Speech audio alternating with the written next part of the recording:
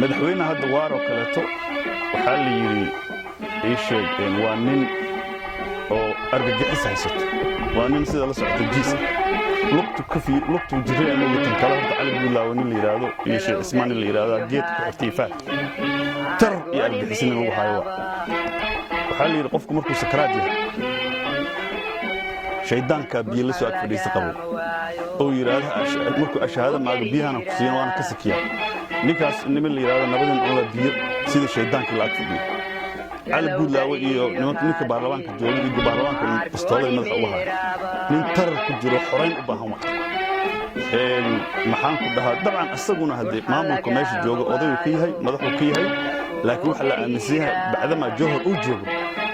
perceptionka jira nin rikaata ku jira inuu yahay oo aan xor ahayn mar kastana taktiigga iyo dabacana ay ku keenayso nugayl iyo maxaan ku dhahaa fulaynimo xawaadle waa runtiis annaga laakiin meeshaan hadda xawaadle iyo heblow ma ahane meeshaan laba jaanib baa la fadhiya mucaarad iyo maxaafid baa la fadhiya annaga mucaaradaan nahay deegaankaana ka soo jeednaa waxaana la ka rabaa fahad iyo farmaajo iyo hadda tiimkooduna annaga wanaagna lama rabaan annaga mucaarad haddaanna waxaana la ka rabaa in aan meeshaas maamulka dhisno gacanta aan ku qabanno walaa waara hadduu misbihiid garow tala xun yahana meel la saaro ku kale hadduu tala xun yahana meel la saaro marka waa run in la yidhaahdo hasha iyadaa geela cunaysa iyadaana cabaadaysa laakiin haddee anwaare waa nin oo tabar hayso nin tabar haysana talax ma ka filo marka la fiiriyo madaxweynihii waare laftirkiisa iyo guddoomiyaashii wada shaqayn kama dhexayso maamul madaxdii saraba is haysato beelihiina ay isdiidan yihiin dib heshiisiinna hadda la leeyahay ha la aado doorasha ha dhacdana la leeyahay guddigii laftirkiisa uusan madax bannaaneen guddigii qabanqaabada doorashada sidee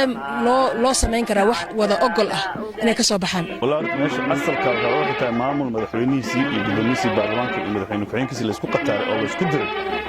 horta meeshaas maamul ummadu leedahay oo heshiis lagu yahay ma ka soo baxay ay u sii dheer tahay qabaa'ilkii oo asaga naftiisa wax kala tabanaayo oo aan dib heshiisiin iyo wax hadda isku raacsan yihiin aan jirin oo ay faragelinta dawladda oo ay rabto oon danaheeda inay isku injineer garaysa ama shaar la eg doorashada soo socotay ka tabato waxaanoo dhan asal waxa ka banaanada dhulka in la dhigo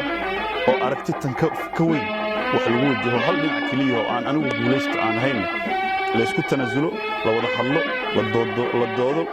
wax laysku soo jiijiido wax la aqbali karo dadkaan u cunto ma xalaalan la dhiso haddii la dhisi waayo haddii markaas micnaheedu waxay noqonaysaa haddii wadajirkii iyo walaaltinimadii laysku afgara waayo nin walba wixiisa allah u maceeyey oo allah barakeey noqonaysa waa dhibaato mas-uuliyaddaasna waxaa iskale dawladda hadda jirta horta dawladda hadda sabab dawlad maba dhisna dawladdii dhexe wasaaradda arrimaha gudaha waxaan gacankiisa leed ma dhisan dadka maamulkii meesha jooga inta laysku dirayaa ninba ninka kaleeta qoorta loo gashay qabaa'ilkii inta laysku dirayaa qalal inta meel la geeyaa la yidhi xaqsoor nima la yidhahdo loo baxsho kuwana waxaa laga dhigay kuwo baaxla ah oo ii sheegeen ay tahay in wax walba laga qaado dawladda eedan ayadaa iskale dawladda inta xukuumad la dhisaayo oo xukuumaddaasu golaha wasiirada go'aan gaara horta waxaan haakiso maalin kasta waxaa leeyahay taliyihii nabadsuguda waxaan shaqa ku leh wartalaha nabadsuguda ma ra-iisul wasaare wasiirka nabadgudo miya maxaa madaxweyne hirshabeelle miya ma deegaanka ugaaskiya maxaa ka quseeya horta in oo arrimaha uu soo faragasho waxaan u baahannahay xilliga la taagan yahay dawladdii iban xitaa waxaan ama joojila ama wadahle maba dhisnaba wasaaradda arrimaha gudaha ma dhisna xafiiska ra-iisul wasaaruhu weli xukuumad ma dhisin xukuumaddii baarlamaan lama geenin maxaa loola degdegaa yaa dhisooya dawladda dhisaysa oo reexaysa horta waa tuma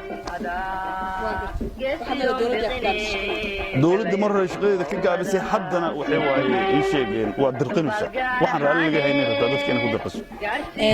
hirshabeelle marka la yidhaahdo siyaasiyiin waaweyn aa ka soo jeeda